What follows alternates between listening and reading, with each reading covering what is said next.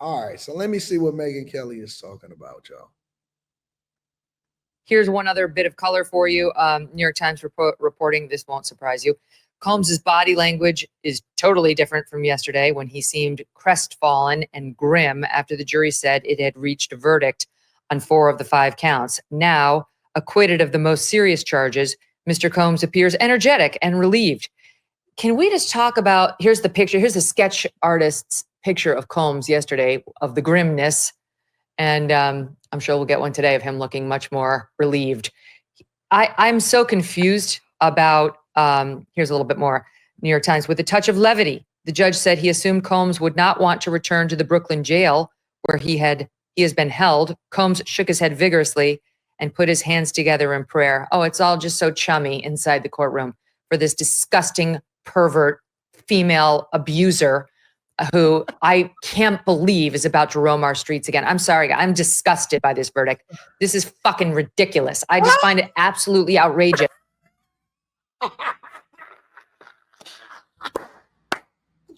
Ah!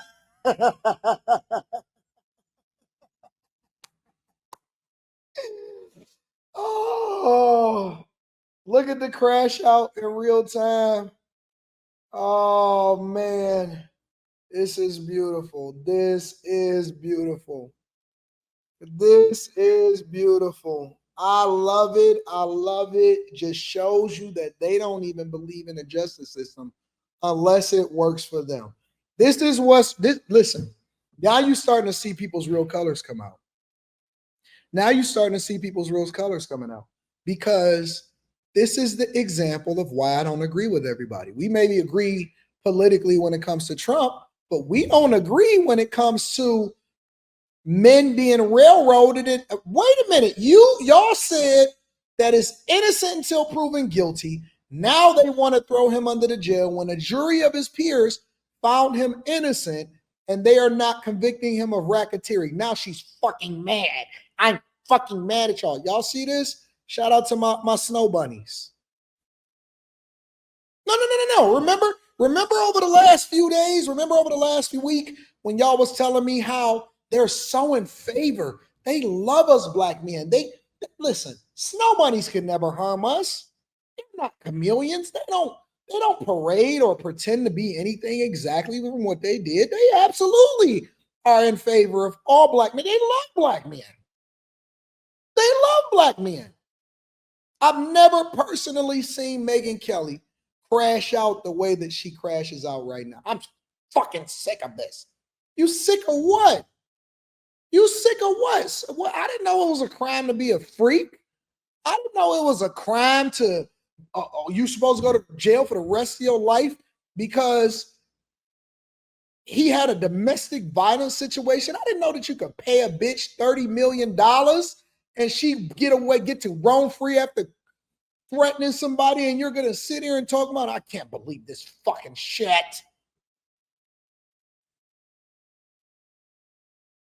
I don't agree with cuckoldry. I don't agree with letting somebody jizz on your chick. That does not mean that he's supposed to go to jail for the rest of his life. These people are mad. They are mad. Red team is so mad. Red team is so mad. But you know what's so interesting about Megyn Kelly is because Megyn Kelly didn't have shit to say when Trump was falsely accused and when they were saying that he was touching on a chick's pussy. You know why? Because I believe, and I can't substantiate this, this is the inconsistency. I believe that Megyn Kelly is a paid plan. She didn't have shit to say when it was coming after Trump. She defended Trump with every fiber in her body, which is justifiable because I don't believe that Trump did anything either. Let's be clear. She didn't have shit to say when it was coming after Trump. So let's just keep it 100. Let's keep it 100. I am an equal accountability smoke giver. When I see something that I disagree with, I 100% hold. I just got to call it the way I see it. I'm going to give credit where credit is due. I'm going to hold people accountable when I need to hold people accountable. But I didn't see her have this level of vitriol when Trump was facing the same, well, maybe not these same type of accusations, but accusations himself.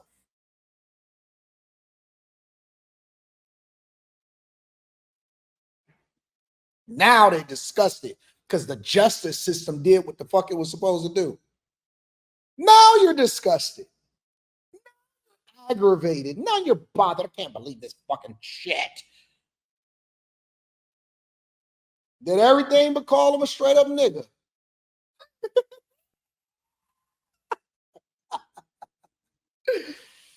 Did everything except for go all the way there. One step away. I can't believe this fucking shit person escaped.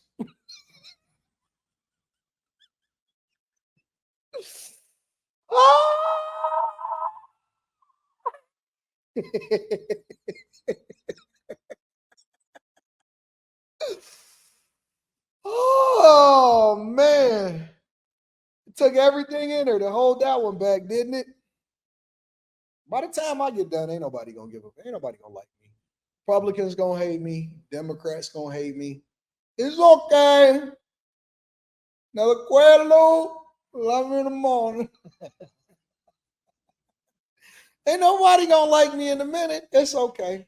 It's okay. It's okay. So what? I don't get invited to the conservative ball. I don't give a fuck. I don't give a damn. Don't mean nothing to me. Don't mean nothing to me. All I need is my chasers. All I need is my bag chasers. What up to the chasers? That's all I need. I don't need nobody. I'm going to just call it the way I see it. If I agree with you, I agree with you. If I don't like it, I don't like it. Let's get into her. Let's see what she got to say. I'm disgusted by this verdict.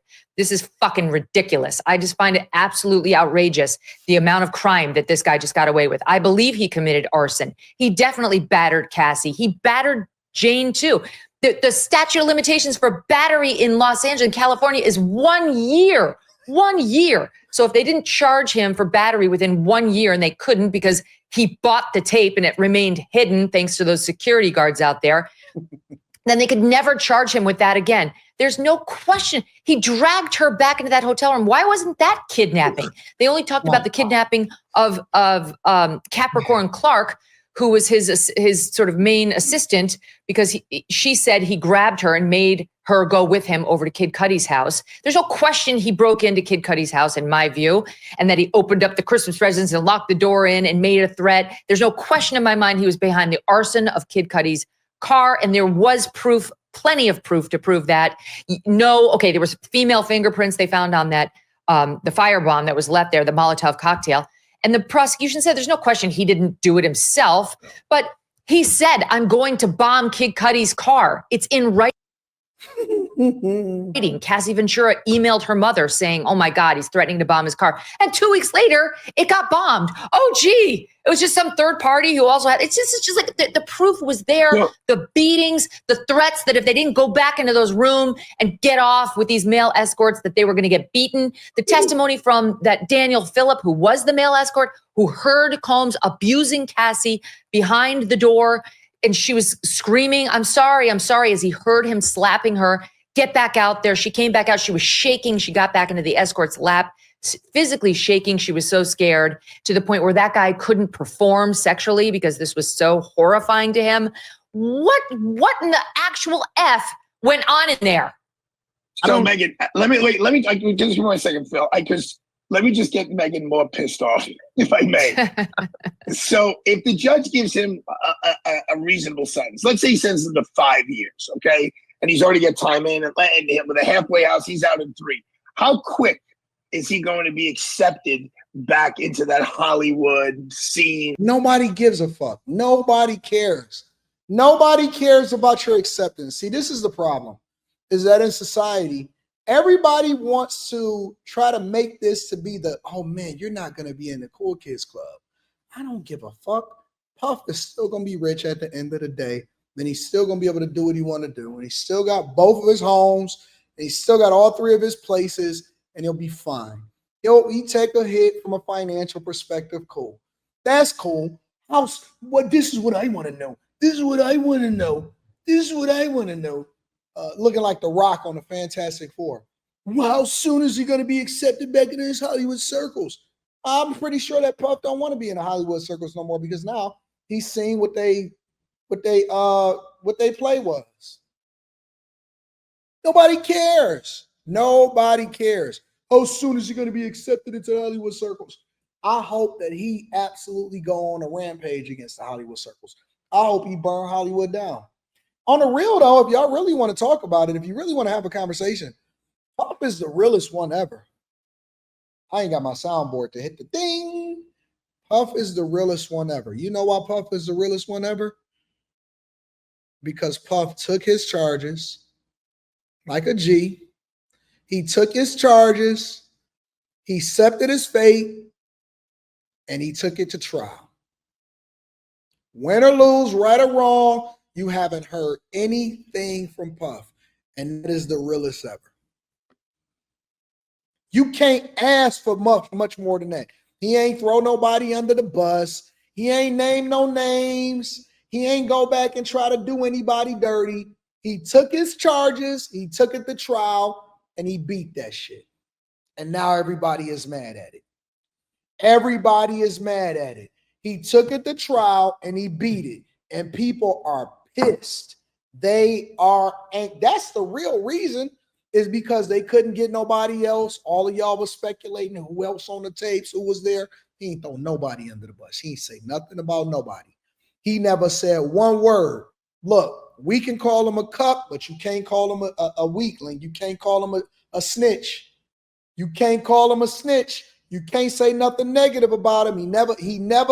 He took his L, and everybody else, he was cool. I bet you that there was prosecutors, it was people like, hey, yo, tell us the names, give us some people, do this and do that. And he never said one word. And that's the real reason why people is mad, because he never said nothing about nobody. Is this the real? Listen, are we going to have a real show? Are we going to get to the brass tacks of things? Or are we going to talk about this surface level bullshit? No matter what, everybody was rushing to do interviews. Everybody was looking to talk about it. Everybody was bringing anybody that was associated with Puff on their platform. Different people emailing me, reaching out to me. Hey, man, can I come on your platform and all of that? Nope. You know why? Because I said from the very beginning, I don't like it. I don't like how everybody is switching up. I think that Puff is innocent until proven guilty. And I said, and I reserve the right to change my mind, but I haven't seen anything, no evidence or anything whatsoever that should convict him of the charges that they trying to put him in jail for the rest of his life for. I said it from the very beginning, and Puff took his L. He took his L like a G, and he kept on moving, and he never said nothing to nobody about nobody. It just was what it was. He said, this is my cross to bear. He said, this is my cross to bear. Whatever it is, I'm going to deal with it. It's just me and God. We just going to rock out and we going to get it popping. You can't ask for much more than that. You can't ask for much more than that.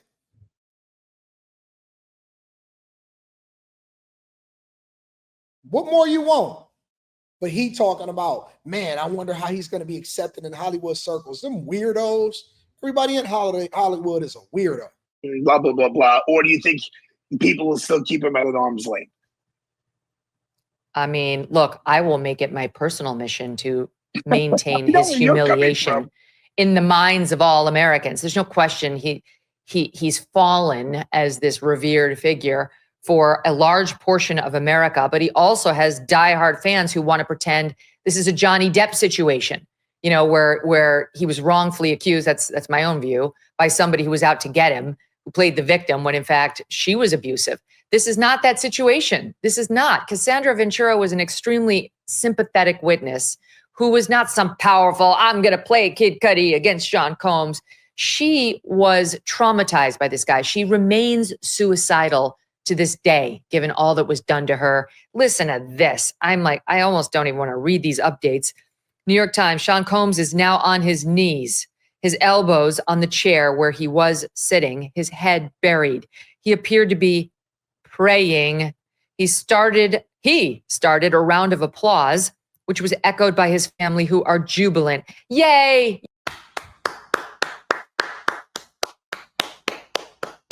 I don't see no kids involved. I don't hear nobody dying. I don't see anybody doing something against their will. Everybody volunteered to be there. I don't see no problem. I don't see nothing. I didn't see no kids involved. I didn't see anybody that got killed. None of that. They tried to put the kid accusation thing on him. Didn't fly. They tried to put the kid accusation on him. It didn't fly. Where's the evidence of it?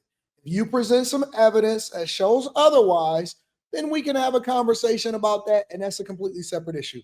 But whatever it is that they tried to present against him, they tried and they failed. They tried and they failed. There was no evidence to show that he deserved any charges that he got, and he justifiably took it before him and God, and he got off, and he deserved to get off. And that's why he's free. That's why he's going to be free. Yay. We only have an abuser and solicitor of prostitutes in the family, not a sex trafficker.